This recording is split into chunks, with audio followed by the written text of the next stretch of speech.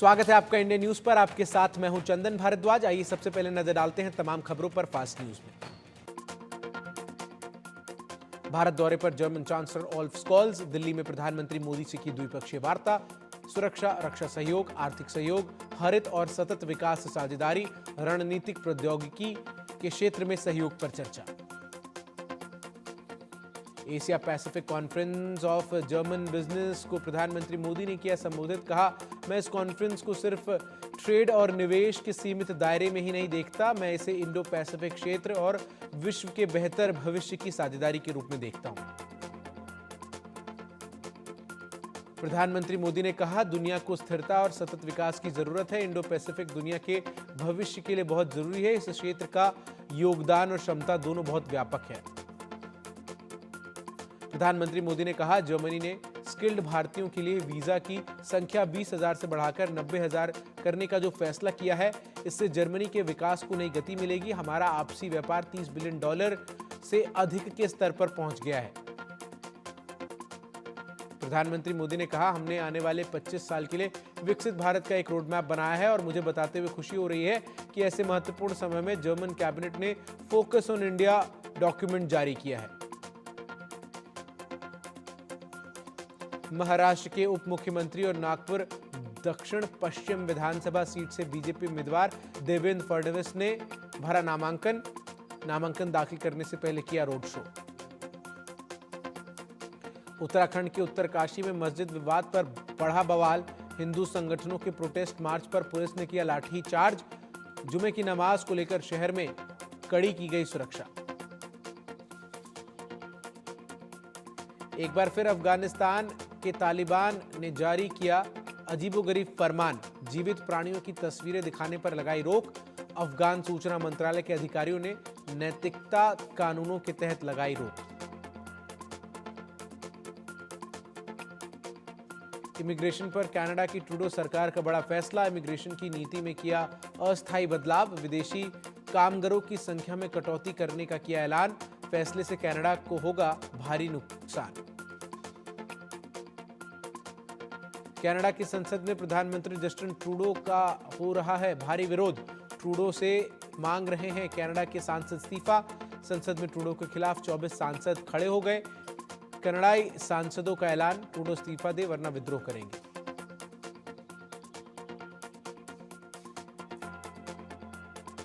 मध्य प्रदेश के उज्जैन में 3 क्विंटल नकली मावा जब्त। अहमदाबाद से उज्जैन लाया गया था नकली मावा।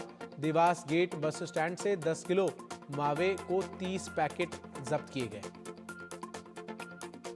भारत चीन सीमा एलएसी पर भारत चीन समझौते का दिखने लगा असर। पूर्वी लद्दाख सीमा से दोनों ओर के सैनिकों की शुरू हुई वापसी। हटाए गए सेना के टेंट। अगले 4 से 5 दिन में शुरू होगी पेट्रोलिंग। यूपी के अमरोहा में बेखौफ नकाबपोश बदमाशों ने बच्चों से भरी स्कूल वैन पर सरेआम की फायरिंग। मिनी बस में सवार थे 28 स्कूली बच्चे, सभी सुरक्षित। डॉन लॉरेंस बिश्नोई के भाई पर कसा एनआईए का शिकंजा। अनमोल बिश्नोई पर एनआईए ने 10 लाख रुपए का इनाम किया घोषित। सिद्धू मूसेवाला हत्याकांड का मुख्य आरोपी है अनमोल बिश्नोई।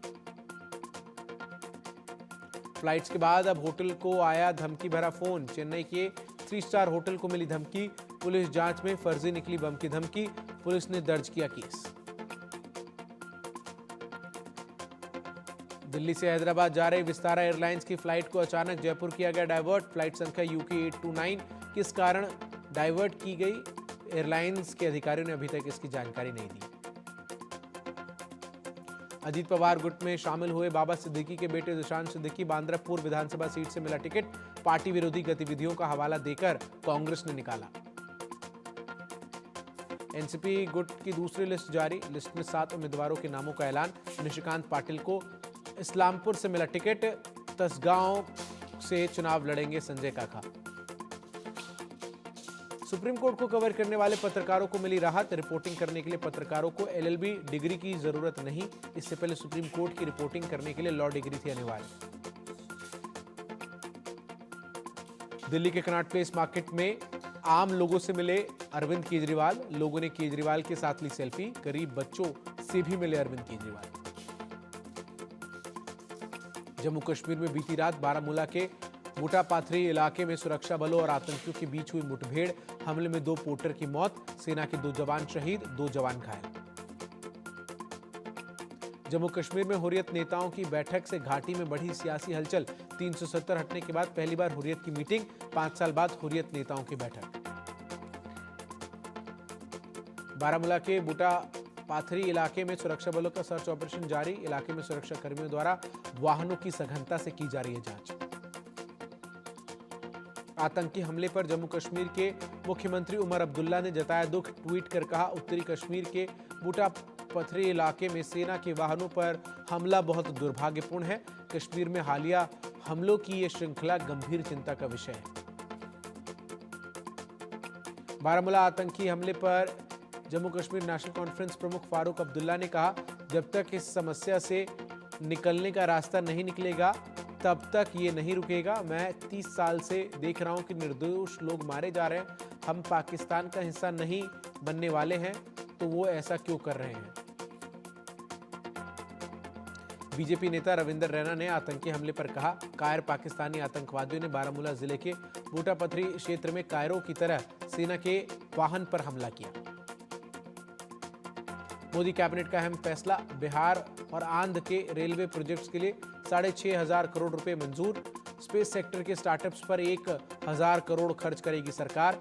दिवाली के मौके पर चलाई जाएगी 7,000 विशेष ट्रेनें। तमाम बंदिशों के बावजूद भी हरियाणा में पराली जलाने का मामला थम नहीं रहा। करनाल के किसानों ने अपने खेतों में एक बार फिर से पराली जलाई। महाराष्ट्र विधानसभा चुनाव के लिए कांग्रेस की पहली लिस्ट जारी, 48 प्रत्याशियों के नामों का किया गया ऐलान। पहली लिस्ट में 48 उम्मीदवारों के नाम, कराड़ साउथ से पृथ्वीराज चौहान को टिकट, नागपुर नॉर्थ से नितिन राउत को टिकट, सकौली से नाना पटोले लड़ेंगे चुनाव।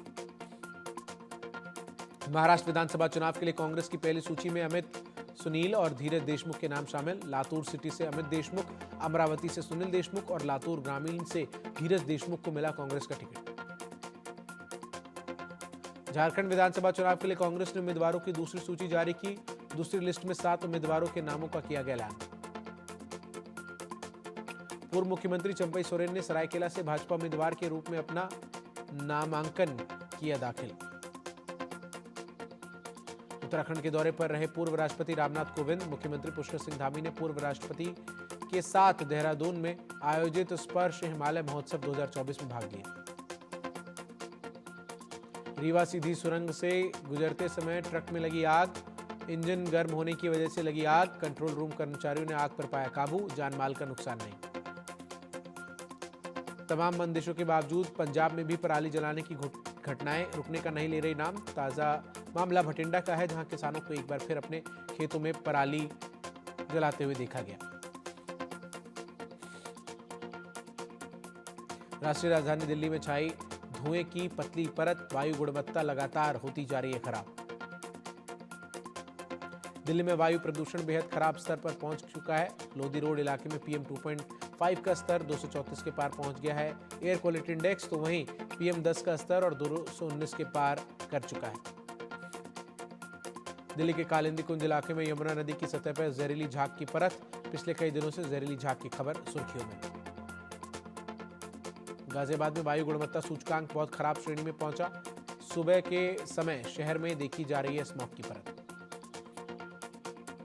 उड़ीसा में चक्रवाती तूफान दाना ने मचाई तबाही। तूफान के कारण चली तेज हवाओं और भारी बारिश की वजह से धामरा और भद्रक में दिखा तबाही का मंजर। दिल्ली में धूल प्रदूषण को कम करने के लिए PWD वाहन से किया जा रहा है पानी का छिड़काव। पूरे NCR में स्टेज 2 GPR एक्शन प्लान लागू किया गया है। बंगाल की खाड़ी से उठे चक्रवाती तूफान दाना का उड़ीसा के समुद्र तट पर डाउन हुआ लैंडफॉल। अब हवाओं की रफ्तार घटकर 10 किलोमीटर प्रति घंटा हुई। चक्रवाती तूफान दाना का लैंडफॉल हुआ डाउन। बंगाल उड़ीसा में तेज हवाओं और बारिश का दौर लगातार जारी। लाखों लोग सुरक्षित स्थानों पर पहुंचाए गए। बारिश और तेज हवा से जनजीवन प्रभावित। चक्रवात दाना के कारण भुवनेश्वर के बीजू पटनायक अंतर्राष्ट्रीय हवाई अड्डे को बंद किया गया है।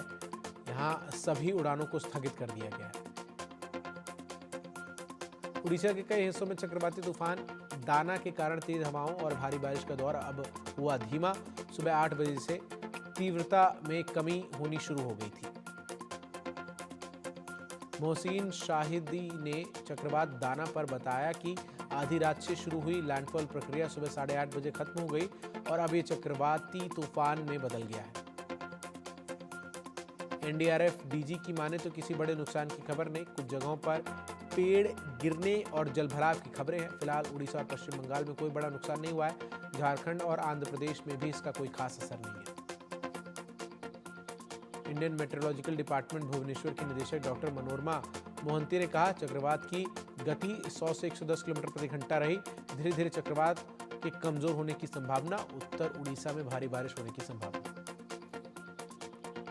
चक्रवाती तूफान दाना के तट से टकराने के बाद बसंडा में भारी तबाही होने की खबर। वहीं उड़ीसा पश्चिम बंगाल के तटीय क्षेत्र में चक्रवाती तूफान दाना ने मचाई भारी तबाही।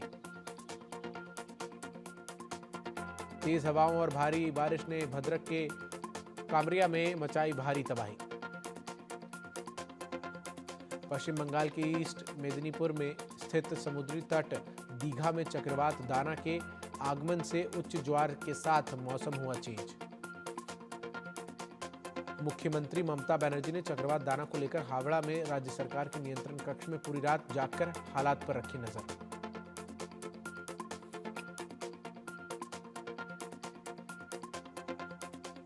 और अब विस्तार से तमाम खबरों पर नजर डालते हैं और बड़ी खबर दिल्ली से सामने आ रही है, जहां दिल्ली में लव जिहाद का मामला सामने आया है।